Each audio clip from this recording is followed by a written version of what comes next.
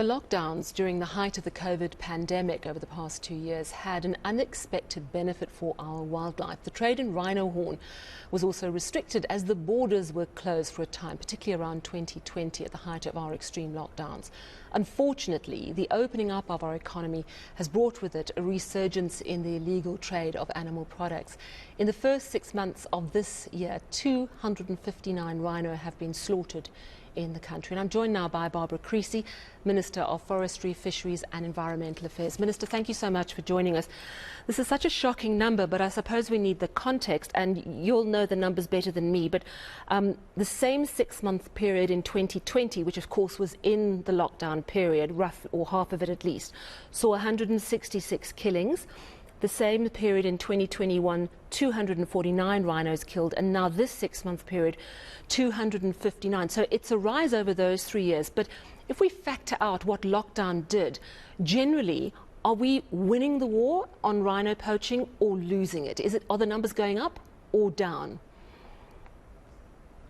Well, I think if you look over the last 10 years, there is a downward trajectory. But what is really concerning, Sally, is that this year we have seen a definite shift away from the Kruger Park, which has been the major site of rhino poaching for a number of years, to the private reserves, where 49 rhino have been killed in the first 6 months of this year, and 133 in KwaZulu-Natal. And this is 3 times the number in the same period last year. So we're seeing a change in tactic. It's partially because there has been a very systematic and sustained war in Kruger, but it's also because poachers are now looking for areas where there is still a substantial population of rhino and where it's easier to target their prey. So are you looking at taking some of the measures used around Kruger to those now vulnerable areas, some of them, as you say, in the private game reserves and in KwaZulu-Natal? Yes, definitely, Sally, but I think the main change that we have had in our approach over the last couple of years is we've shifted from just focusing on the war on the ground to a strategy that is more focused on rhino as syndicated and organized crime.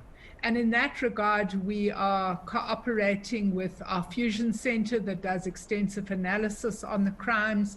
We're working with the Hawks, with the NPA, but we are also starting, as they say, to follow the money. And we're working with the financial sector and also with the transport sector. We've had significant busts at OR Tambo International Airport. We also have good cooperation internationally with the People's Republic of China, Malaysia, and Vietnam. And this led to a big bust at Doha Airport a few months ago. So I think that the offering that we are giving to the private reserves and also to our provincial authorities is to say that we will include them in the overall work that we are doing with regard to organized crime, and we will help to analyze what is happening in those areas and give them backup. I think this is important because if you want to stamp out this kind of crime, you have to be targeting higher up the food chain and not just focusing on the boots on the ground strategy. I'm also seeing some breakthroughs in terms of getting officials involved potentially corruptly in allowing this trade, that they're being brought to book. And that is encouraging to see, but also incredibly distressing. Last week, Timbavati Field Ranger Anton Zimba was murdered just outside his home. His wife, I think, is still in hospital. She was shot at as well. This was a very well-known game ranger, a brilliant game ranger, known for being very anti-poaching and absolutely incorruptible.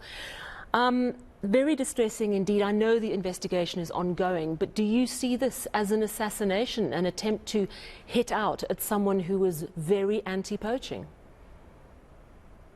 Look, we haven't got any more information from the police, but in this situation, we do have to suspect the worst.